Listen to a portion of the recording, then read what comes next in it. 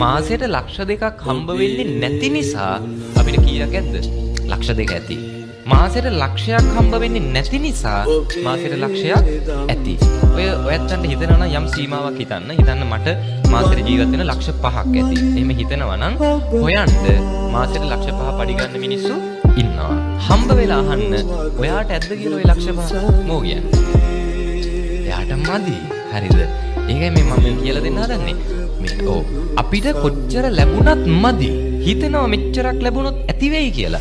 හැබැයි එතෙන්ට ගියා මේක මදි. තේරුම් ගන්න අපේ ජීවිතේ සතුට කියන්නේ හැම වෙලාවෙම අපිට වඩා ඉස්සරහින් ඉන්නේ. හරිද? අපි කරන්නේ ඕක පස්සෙන් යන එක. පස්සෙන් පන්න යනවා සතුට හොයාගෙන. අපි සතුට ළඟට යන්න සතුට අපිට වඩා ඉස්සරහට යනවා. පැහැදිලිද? ඒ නිසා මේකේ පන්නන්න ගියොත් කවදාවත් මේකෙන් ඇතිවීමක් වෙන්නේ නෑ. මදි වෙලා අන්තිමේදී ලෝභකම වැඩි වෙනවා. තණ්හාව තව වැඩි වෙනවා. ඒ නිසා කරන්න තියෙන්නේ ලැබෙන ප්‍රමාණයෙන් සතුටු වෙනවානේ.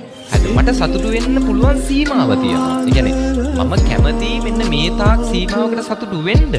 හැබැයි මගේ අවශ්‍යතා ගොඩනැගිලා තියෙන්නේ, මගේ දේවල් ගොඩනැගිලා තියෙන්නේ ඊට වඩා අඩුවෙන් සතුටු වෙන්න නම් මම දැනගන්න ඕනේ මට ලැබෙන ප්‍රමාණයෙන් සතුටු වෙන්න. පැහැදිලිද? නිසා ලාභ හමුවේ කම්පා වෙන්න එපා. පැහැදිලිද? වෙනස් වෙන්න එපා. ඊළඟ එක අලාභ. ලැබීම පිටිපස්ස එනවා මොකද්ද? අලාභ. දැන් අපේ ඇට වෙලා තියෙන ලාභ නම් ටිකක් හරි දරා ගන්න පුළුවන්. මොකද දරා ගන්න බැරි. අලාභ දරා ගන්න බෑ. ඇයි හේතුව? බුදුහාඳුරු දේශනා කරා මේ හැම එකටම සූදානම් වෙන්න. ලාභ අලාභ දෙකෙන් අපි සූදානම් වෙන්නේ මොකටද? ලාභ ලබන්න. සූදානම් නැත්තේ මොකටද?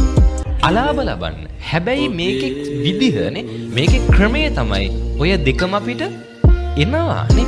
ලාභ විතරක් හැමදාම ලැබෙන්නේ නෑ. මේ ලෝකේ හොඳම දේවල් ලැබිච්ච කෙනාට ඒව නැති වෙනවද නැද්ද? නැති වෙනවා. මේ ලෝකේ හොඳම ආදරේ හම්බුනේ කාට? අපි දන්නේ නේද? සිද්ධාර්ථ කුමාරයාට. හැබැයි ඉච්ඡර ආදරය කරපු ආදරෙත් වෙන් වුණාද නැද්ද? වෙන් වුණා. මේ රාහුල කුමාරයා ඉපදිච්ච දවසේ අර යශෝදරාව දාලා සිද්ධාර්ථ කුමාරයා යන්නේ.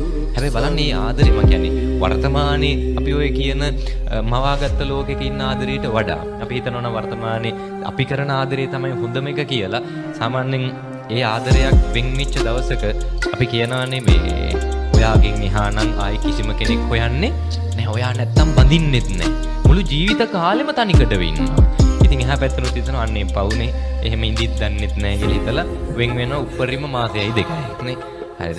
හැබැයි යශෝදරාව දැන් හිතන්න මේ අම්මලට ඔය දේ වුණා නම් පළවෙනි පුතා නේ පළවෙනි දරුවා ඉපදෙන දවසේ